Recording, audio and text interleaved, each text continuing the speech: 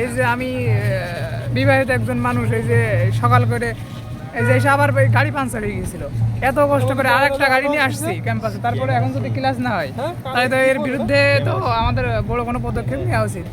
আমি আরবি ভাষা সাহিত্যের 22-23 ব্যাচের সকলকে জেগে ওঠার আহ্বান করছি এশিয়ার বিরুদ্ধে প্রতিরোধ করে দিতে হবে। এই 21-22 সাবেকে বই যাচ্ছে।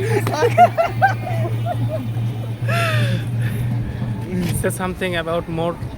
না না না, আমার আর কিছু বলার নেই, আমি তো তীব্র প্রতিবাদ জানাচ্ছি। হ্যাঁ,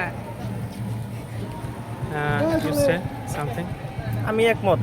আসলে এটা আমাদের জন্য খুবই কষ্টকর, এত শীতের মধ্যে সকালবেলা ঘুম ভেঙে ঠান্ডার মধ্যে এভাবে আসাটা আসলে দুঃখজনক। এটা আসলে কাম্য নয়।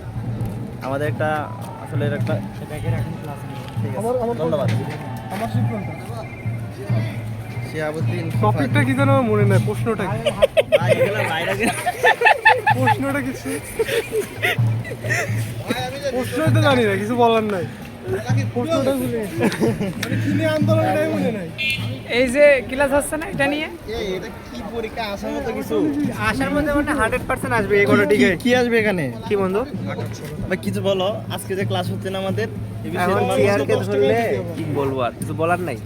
না তো দেখাইলে সে বগুড়া থেকে মনে করো যে 600 টাকা ভাড়া দিয়ে এসেছি ক্লাস করছি, কিন্তু ক্লাস হচ্ছে না, কি করার আর। আমাদের ভিডিও পাবো কোন পেজে? না না না কো আন্দোলনের টপিক কে ভিডিওই জানি না, বল। টপিক কি ভিডিওর ব্লগের টপিকটাই তো জানি না আমি। ক্লাস হচ্ছে না। This is our brother. সকাল সকাল আসাটা আসলে আমাদের জন্য কষ্টদায়ক। আমাদের চেয়ার মাঝে মাঝেই উল্টাপাল্টা করে সকাল সকাল ক্লাস দিয়ে আমাদেরকে হয়রানি করে। 10টায় ক্লাস দিয়েছিল, সেই জন্য আর কি 9টায় রওনা দিয়েছিলাম। এসে দেখি যে স্যার আসে নাই। এরপর বাইরে বন্ধুদের সাথে খুশ গল্প করতেছিলাম। এই জন্য আর কি। আর বাতাসটা, আবহাওয়াটা খুব সুন্দর, যার দরুন মৃদুমন্দ রোদের ভিতরে দাঁড়িয়ে থাকা আমাদের জন্য খুব মানে ভালো লাগতেছিল, সেই জন্য আর উপরে যাইনি। আরেকজন গেল কই? ও কেন করতে পারতেছে না সেজন্য এরা আমরা বিবাহ করি না, তারপর আমাদেরকে মাসনা করার জন্য উদ্বুদ্ধ করে। আমরা বলছি যে আমাদের মাসনা লাগবে না, আমরা একটা পাইলেই হবে। হ্যাঁ, এই যে অভিযোগের তীরের দিকে। হ্যাঁ, তীরের দিকে। Say some about more.